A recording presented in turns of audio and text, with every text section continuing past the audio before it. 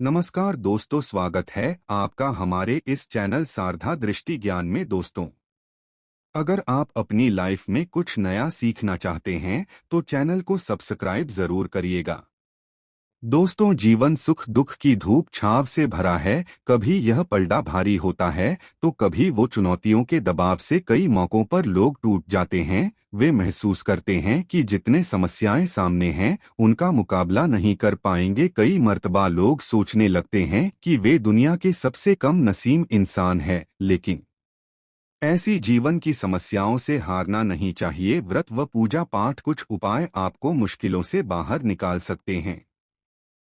कई बार छोटी छोटी चीजें जो हमारी नजरों के सामने होती हैं, हम रोजाना इस्तेमाल करते हैं, हमें समस्याओं से निजात दिला सकती है। लेकिन हमें इनके उपायों के बारे में पता नहीं होता। आपको घर में पैसों की आवक के लिए दिन रात कुछ न कुछ शास्त्रीय उपाय करने पड़ते हैं, जिससे आप अपने पैसों की आवक को बढ़ा सकते हैं।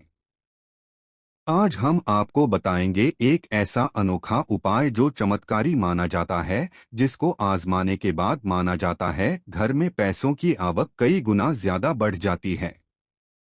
और इस उपाय में हमको कुछ नहीं करना है, सिर्फ 3 मोर पंखों का इस्तेमाल करना है। कैसे करना है वह हम आपको बताएंगे। दोस्तों, सबसे पहले समझ लें, मोरपंख है क्या। यह बहुत ही शक्तिशाली चमत्कारी यंत्र होता है और तांत्रिक पूजा में इसका बहुत बहुत महत्व होता है। और आज से नहीं, प्राचीन युग से आपको पता ही होगा। जितना शास्त्र है, ग्रंथ है, वास्तु है, ज्योतिष शास्त्र है, अभी में मोर के पंख को बहुत इम्पोर्टेंट स्थान दिया जाता है। हिंदू मान्यताओं के अनुसार घर में मोरपंख का प्रयोग करने से अमंगल तन जाता है।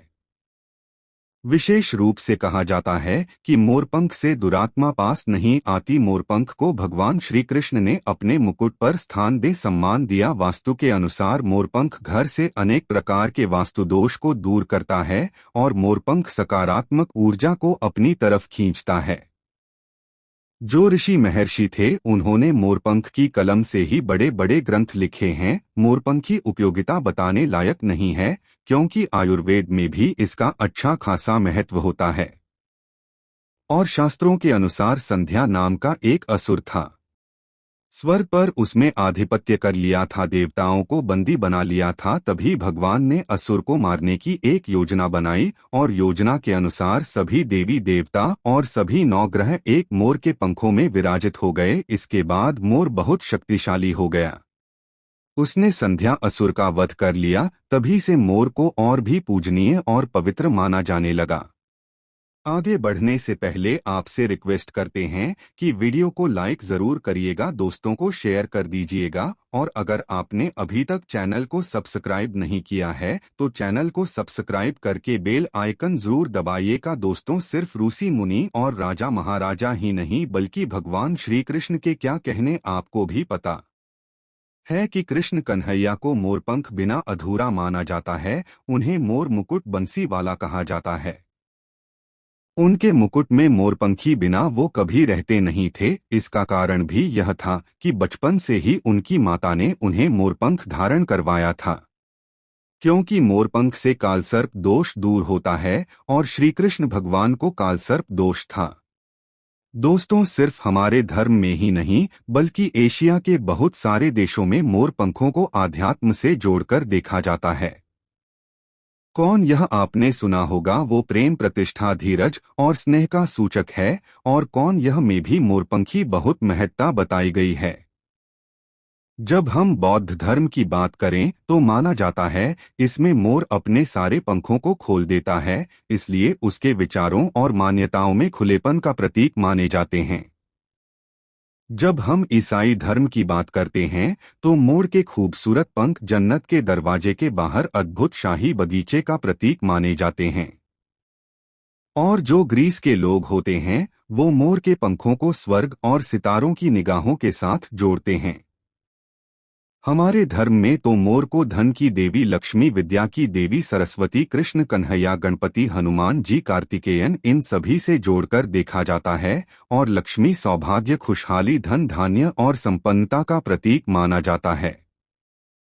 मोर के पंखों का प्रयोग लक्ष्मी की इन्हीं विशेषताओं को हासिल करने के लिए किया जाता है। और मोर को अगर बांसुरी के साथ आप अपने घर में रखते हैं तो रिश्तों में प्रेम का रस घोल जाता है।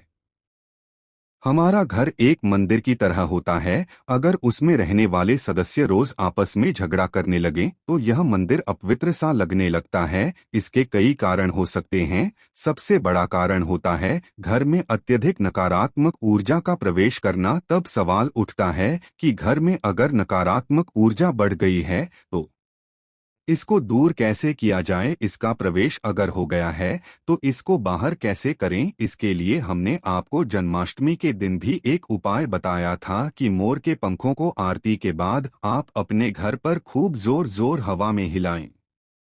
इससे आपके घर की जितनी नकारात्मक ऊर्जा है वो आपके घर से बाहर हो जाएगी।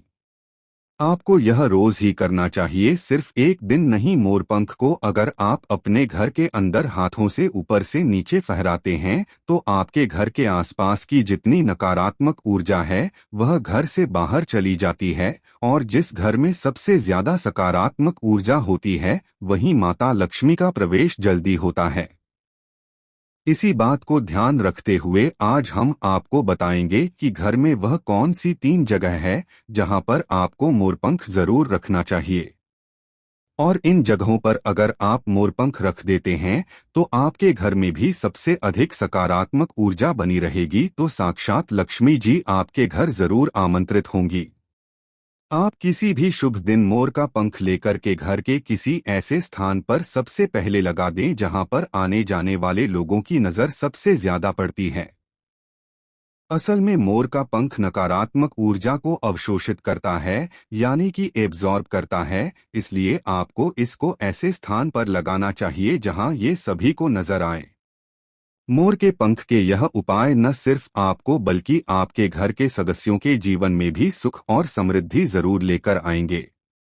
ये उपाय आप अपने घर पर किसी भी शुभ दिन से शुरू कर सकते हैं। और दोस्तों, अभी तो गणेशोत्सव का माहौल चल रहा है। ऐसे में अनंत चतुर्दशी के पहले गणेश उत्सव पूर्ण होने के पहले आप अपने घर पर अगर इसको लगा देते हैं तो माना जाता है यह कमाल का उपाय होता है। प्राचीन काल से आज की बात नहीं है, ये बहुत सालों से भगवान की प्रतिमा के आगे वातावरण को पवित्र करने के लिए, सब जगह वशीकरण के लिए, कार्य सिद्धि के लिए, भूत बाधा, रोग मुक्ति, ग्रह दोष, वास्तु दोष, सभी के लिए मोरपंख बहुत ही यूजफुल माना गया है। खासकर जो स्टूडेंट्स होते हैं उनके लिए तो यह रामबाण का काम करते हैं। जो कहते हैं सरस्वती माता के उपासक होते हैं या फिर विद्यार्थी होते हैं, वह पुस्तकों के बीच अगर अभिमंत्रित करके मोरपंख को रख लें तो पूरा पूरा लाभ उठा सकते हैं। अगर आप मंत्र सिद्धि करते हैं, तांत्रिक पूजा आदि करते हैं तो उस जपने वाली माला को माना जाता है। मोर पंखों के बीच आप रखते हैं तो आपकी मंत्र सिद्धि बहुत ही जल्दी होती है। घर के सभी अलग अलग कमरों में मोर पंख लगाने से घर का वास्तु बदला जा सकता है। एक मोर का पंख हमारे जीवन की दिशा बदल सकता है। यदि आप भी हर समय अपने पास मोरपंख रखते हैं तो हर कार्य में आप देखेंगे कैसे किस्मत आपका साथ देने लगती है। अगर राहु केतु आदि के दोस्त भी हैं तो वह ग्रह दोष भी समाप्त होते हैं। स्पेशली अगर आपके घर में कोई ऐसा बच्चा है जो बहुत जिद्दी हो गया है तो मोर के पंखों से उसको को हवा देने से धीरे धीरे उसकी जिद कम होने लगती है।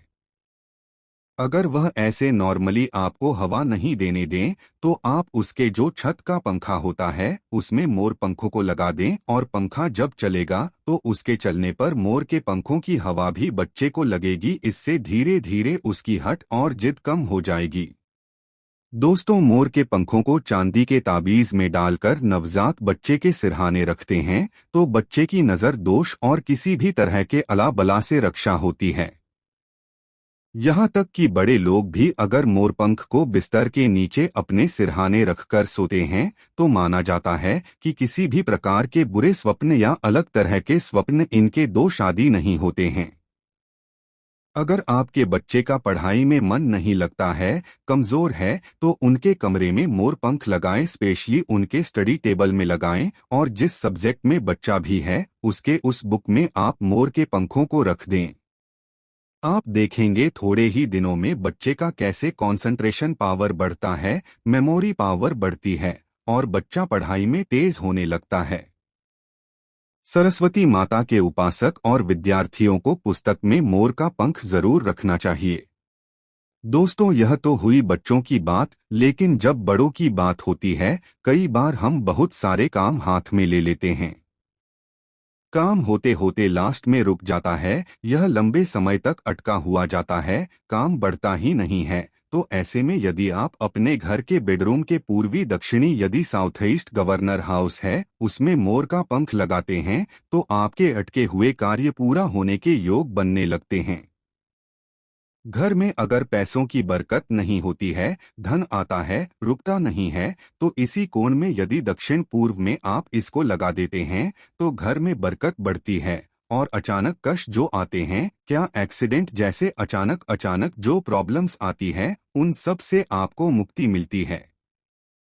आप चाहे तो आपका जो घर है या फिर दुकान की जो दक्षिण पूर्वी दिशा है, वहां पर मोर का पंख स्थापित करते हैं और व्यापारिक स्थल में अगर आप इसको स्पेशली स्थापित करते हैं, तो आपके घर में कभी भी पैसों की कमी नहीं होती। तो अपनी जेब में या डायरी में मोर का पंख रखें, इससे भी आपको राहु दोष प्रभावित नहीं करता और मनचाहा पैसा कमाने के बाद भी अगर पैसा नहीं टिकता है, तो आपके घर के साउथ कॉर्नर में मोर पंख जरूर लगाना चाहिए। एक और फायदा होता है मोर का पंख घर में लगाने से, वह ये होता है कि घर में अगर आपके आसपास सांपों का डेरा है, तो माना जाता है घर में सांप प्रवेश नहीं करता, या किसी घर में किसी मेंबर को कालसर्प दोष है, राहु केतु दोष है, तो भी मोर पंख लगाने से उस घर में ग्रहण का असर नष्ट हो जाता है। क्यों माना जाता है? क्योंकि मोर और सिर्फ में शत्रुता होती है, अर्थात सर शनि तथा राहु के सहयोग से बनता है। और यदि मोर का पंख घर के पूर्वी और उत्तर पश्चिम दीवार में या आपके जेब और डायरी में रखा जाए, तो राहु का दोष कभी उसको परेशान नहीं करता है। घर में सिर्फ हो मच्छर हो बिच्छू हो, इस तरह के विषैले जंतुओं का भय नहीं रहता। तब तीन को ने कौन कौन से हैं जिसमें आपको मोर का पंख रखना चाहिए ताकि आपकी आमदनी 10 गुना बढ़ सके? पहला, मोरपंख आपको घर की अलमारी में या तिजोरी में रखना है। आप घर में जिस स्थान पर सबसे ज्यादा पैसा रखते हैं, वहीं पर मोरपंख भी आपको रखना चाहिए। इससे आपकी तिजोरी में धन बढ़ने लगेगा, साथ ही साथ इससे पहले से रखा हुआ धन धीरे धीरे खर्च होगा। आप खुद देखेंगे आपकी सेविंग बढ़ने लगेगी, बरकत बढ़ने लगेगी और धन की इनकम दिनों दिन बढ़ती चली जाएगी। दूसरा, मोरपंख आप अपने घर के मंदिर में रखें या घर के ईशान कोण यानी इंदौर टेस्ट गवर्नर हाउस में रखें, या फिर जहां पर आप घर में भगवान को रखते हैं, वहीं इस मोरपंख को रख दें। चाहे तो आप मोरपंख का बंडल बनाकर रख सकते हैं, या फिर आप चाहे तो श्री कृष्ण भगवान के मुकुट पर इसको धारण कर सकते हैं। और रोज आप जब भगवान की पूजा करते हैं, उस समय इस मोरपंखी भी आपको पूजा करनी चाहिए। इसे आप देखेंगे पैसों के मामले में किस्मत चमक जाएगी और धन आगमन के नए द्वार आपके लिए खुलते चले जाएंगे। तीसरा, मोरपंख आपको कहाँ रखना है? आपको अपने बेडरूम में बिस्तर के नीचे रखना है। ऐसा करने से आप जब बेड पर सोएंगे, तो आपके अंदर काफी सारी पॉजिटिव एनर्जी आती है और आपको अच्छे से सोचने में और काम पर फोकस करने में मदद मिलती है। आपके जीवन में सफलता तो आती ही है, साथ ही साथ पैसों की आवक भी बढ़ जाती है। आप इसको कैसे लगाएंगे? अपने बेड का जो गद्दा होता है, चादर लगाते हैं, उसके नीचे आपको मोरपंख बिछा देना चाहिए। उसके ऊपर चादर लगाएं और फिर उस पर आपको सोना चाहिए। आप यदि अपने घर के मुख्य द्वार पर 3 मोरपंख लगा लेते हैं, और दोस्तों ये जो गणपति विसर्जन होने वाला है अनंत चतुर्दशी को, उसके पहले आप यह छोटा सा काम करते हैं। वैसे क्या करना है, 3 मोरपंख ले लें और एक छोटी सी भगवान गणेश की प्रतिमा को मुख्य द्वार पर स्थापित कर लें। आप चाहे तो चित्र भी स्थापित कर सकते हैं। अगर आपके पास गणपति की प्रतिमा नहीं है या आप अफोर्ड नहीं कर सके, तो ऐसे लगा दें। आप देखेंगे जिस घर में आप रहते हैं, उस घर का वास्तु दोष दूर हो जाता है, साथ ही साथ किसी की बुरी नजर भी आपके घर पर नहीं पड़ती है। दोस्तों, कुछ लोग अक्सर कहते हैं कि ऐसे गणपति की प्रतिमा लगानी चाहिए कि मुख्य द्वार के आगे और पीछे से इन साइज के गणपति देव की प्रतिमा होनी चाहिए। आपको हम बता दें, ऐसा कुछ भी सच नहीं है। यह सिर्फ एक भ्रांति है जो कुछ साल पहले फैला दी गई थी कि जहां भी मूर्ति लगाएं गणपति देव की, वहां पर आपको आगे और पीछे गणपति देव की सिम साइज की मूर्ति लगानी पड़ती है, क्योंकि गणपति देव की पीठ में दरिद्रता का वास होता है। ऐसा कुछ भी नहीं है। गणपति देवा उतने ही पवित्र है आगे से जितने पीछे से है, इसलिए कभी भी मन में किसी प्रकार का वहम विचार न करें। हमेशा गणपति देव की एक प्रतिमा आप अपने मुख्य द्वार पर लगाएं। आप किसी भी राजा महाराजा के महलों में जाकर देखिए या किसी भी प्राचीन इमारतों में जाएं, सब जगह एक ही साइड में गणपति देव की प्रतिमा लगाई जाती थी। कोई भी अंदर की ओर प्रतिमा नहीं लगाते हैं, इसलिए अपने घर के मुख्य द्वार पर एक गणपति देव की छोटी सी प्रतिमा लगाएं, उसके साथ 3 मोर पंखों को लगाएं और फिर देखें आपके घर में कैसा माहौल होता है। तो दोस्तों, ये उपाय जरूर कर लीजिए। आज के लिए बस इतना ही दोस्तों। अगर आपको यह वीडियो पसंद आया है तो वीडियो को लाइक करिएगा, दोस्तों को शेयर जरूर करिएगा और चैनल को सब्सक्राइब करके बेल आइकन जरूर बताइएगा, ताकि आने वाला नॉलेजेबल वीडियो आपको सबसे पहले मिले। दोस्तों, मिलते हैं अगले वीडियो में, तब तक के लिए goodbye and thanks for watching my video.